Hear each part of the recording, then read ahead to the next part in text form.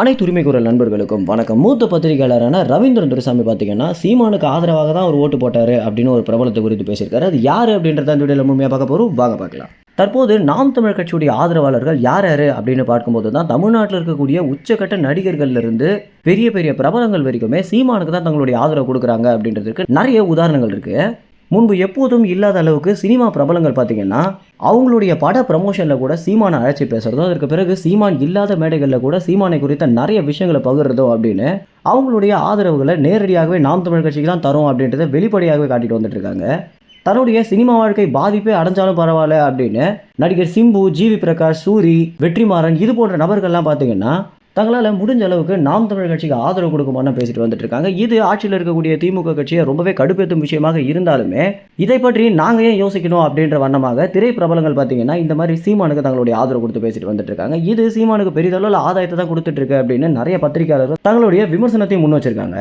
இப்படி தமிழ்நாடு முழுக்க இருந்து ஏகப்பட்ட ஆதரவுகள் பார்த்தீங்கன்னா சீமானுக்கு வந்துட்டு இருக்கு. மேலும் வலு சேர்க்கும் வண்ணமாக நடிகர் விஜய் பார்த்தீங்கன்னா கட்சி ஆரம்பிச்சதுல இருந்தே அவர் ஒரு தமிழ் தேசிய கட்சியாக தான் இருக்க போகுது அப்படின்னு ஏகப்பட்ட கருத்து கணிப்பு தகவல்கள் வந்துட்டு இருக்கு.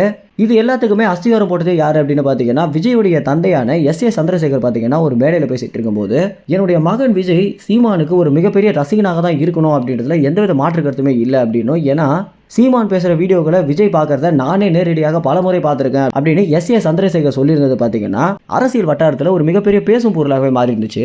இப்படி இருக்க சூழ்நிலையில் ஒரு கட்சி ஆரம்பிச்சிருக்கக்கூடிய விஜய் தன்னுடைய வாக்கை சீமானுக்கு தான் போட்டிருக்காரு அப்படின்னு ஏகப்பட்ட விமர்சனங்கள் இருக்க நாம் தமிழ் கட்சியுடைய நிர்வாகிகள் பார்த்தீங்கன்னா இளைய தளபதி விஜய் நாம் தமிழ் கட்சிக்கு தான் ஓட்டு போட்டாரு அப்படின்னு கொண்டாட கூட ஆரம்பிச்சிருந்தாங்க. இது உண்மைதான் அப்படின்னு ரவீந்திரன் துரைசாமி பார்த்தீங்கன்னா இன்றைய நேர்காணலில் சொல்லியிருக்காரு. விஜயுடைய ஆதரவு மறைமுகமாக சீமானுக்கு பல இடங்களில் கொடுத்துட்டு தான் இருக்காரு அப்படின்னும் நிறைய விஷயங்கள் வெளியே வராமல் இருந்துட்டு இருக்கு.